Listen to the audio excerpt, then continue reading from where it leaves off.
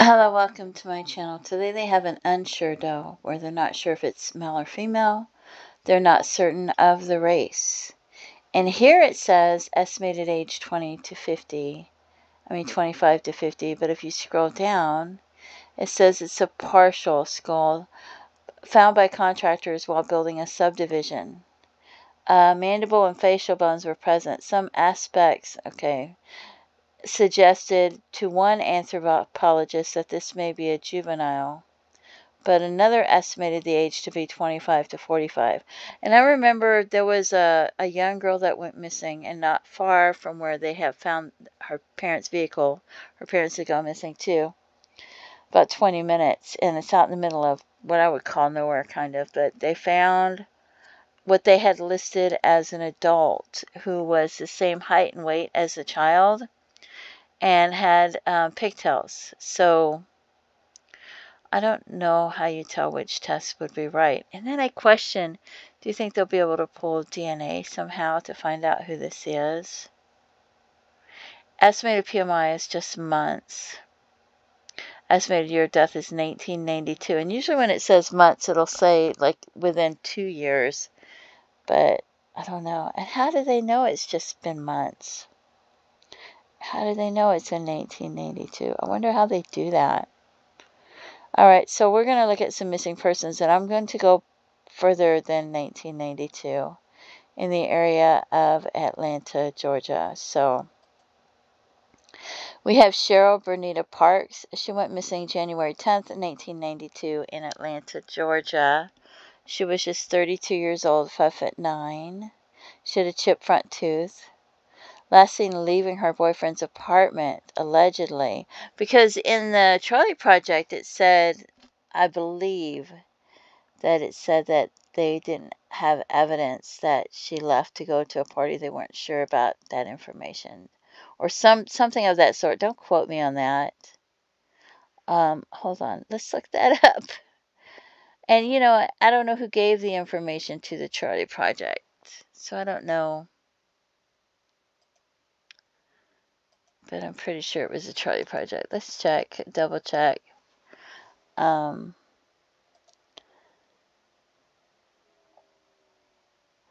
She told her sister she was spending the night with her boyfriend at his apartment.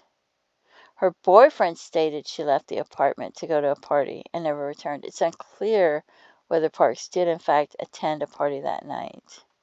So they don't know if she left to attend a party or if she ever attended a party or what happened. But she's one of the missing persons. So,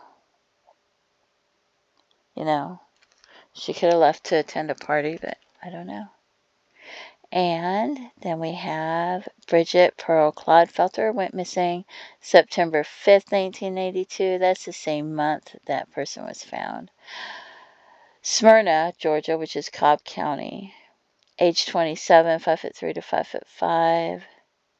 Last seen between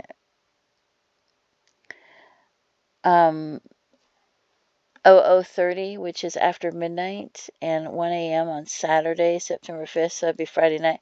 She left to walk to a local country dance bar about a mile from her home.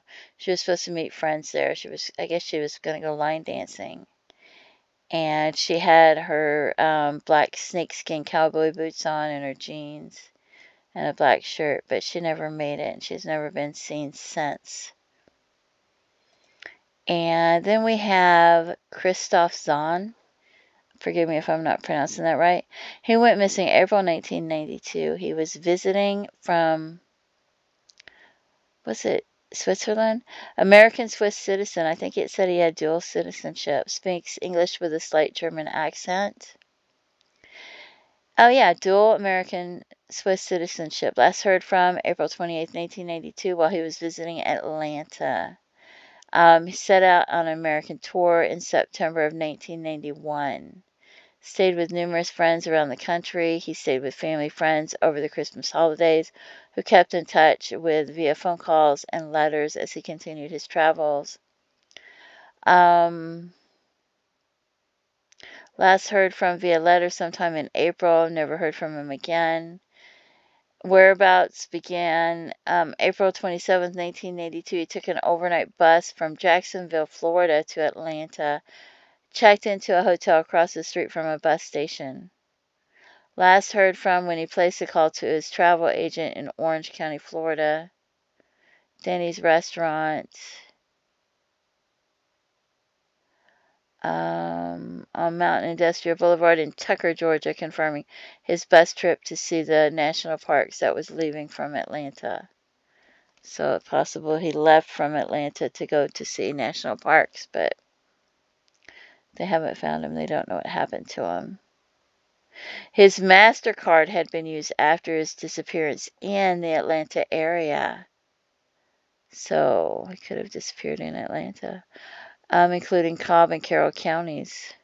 After viewing video surveillance and corroborating additional evidence, February 1993, they executed a search warrant on the Kentucky home of Harry Eugene Hale, where they found Zahn's camera bag, his 2 cameras, and a quilt that Zahn had purchased for his mother from Pennsylvania. That's so sad. So there's that person.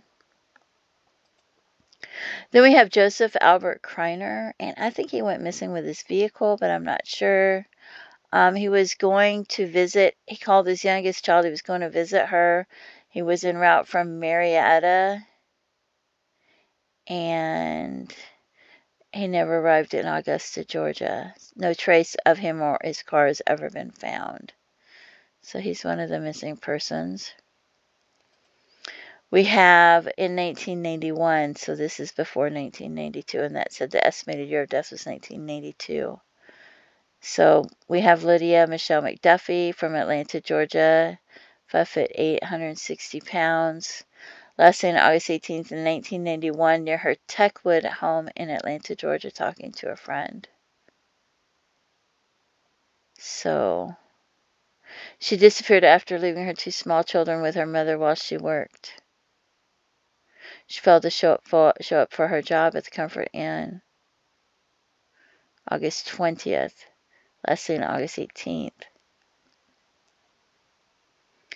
And we have this young man missing in 1989 from Austell, Georgia.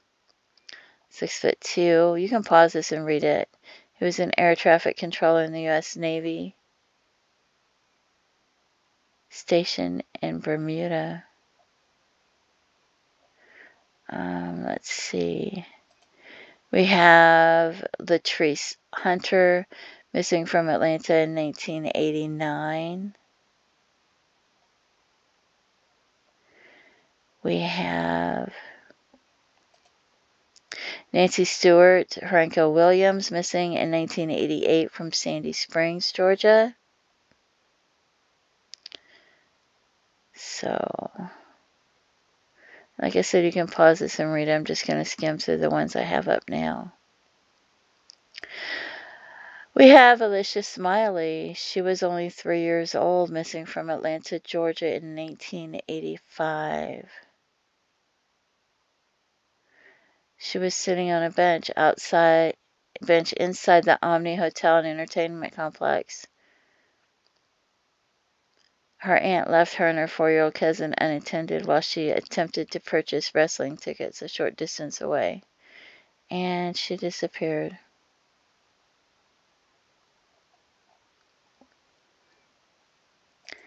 And we have Rhonda Smith, missing 1984 from Atlanta, Georgia.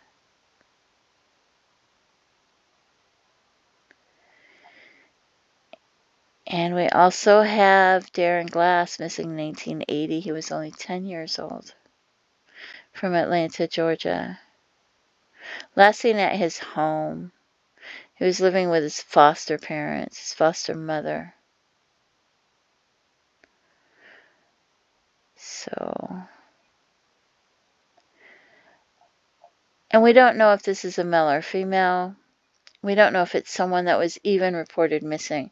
We don't know if it was somebody that was 12 or 14 or 16, if those tests aren't accurate, because I don't know which tests to go by, but they have 25 to 50, so I guess they're going by that test. But honestly, sometimes they change their mind. So hopefully they can run a test again or have a better test since then. Yeah, it could be somebody that was reported as a runaway. It could be someone who wasn't even reported missing. There's just no way of knowing. But this is someone's loved one. So if you have any information about who it might be, please contact authorities and let them know. Don't forget to pray for their family and their loved ones. Feel free to leave comments and have a blessed day. Bye-bye.